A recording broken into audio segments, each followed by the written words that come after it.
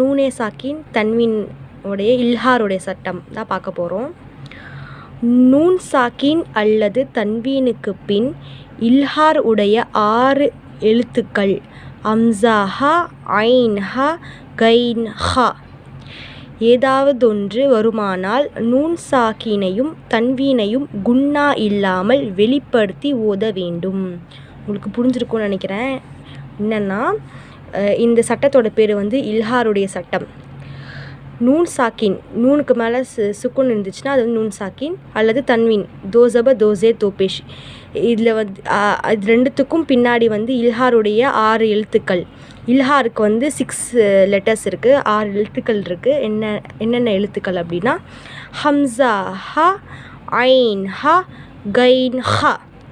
Hamza, Hamza ஹா, ஐன் ஹா, கைன் ஹா. இந்த லெட்டர்ஸில் வந்து ஏதாச்சும் ஒரு லெட்டர்ஸ் வந்துச்சுன்னா அதை வந்து நூனே சாக்கினையும் தன்வீனையும் குன்னா செய்யாமல் வெளிப்படுத்தி ஓதணும்னு அப்படின்னு சொல்லியிருக்காங்க. இது வந்து நூனே சாக்கின் அல்லது தன்வீனுக்கு பின்னாடி இந்த லெட்டர்ஸ் வந்துச்சுன்னா, இந்த லெட்டர்ஸில் வந்து இந்த 6 லெட்டர்ஸில் வந்து ஏதாச்சும் ஒரு லெட்டர்ஸ் வந்துச்சுன்னா அதை வந்து நம்ம வந்து குன்னா இல்லாமல் வெளிப்படுத்தி ஓதணும்.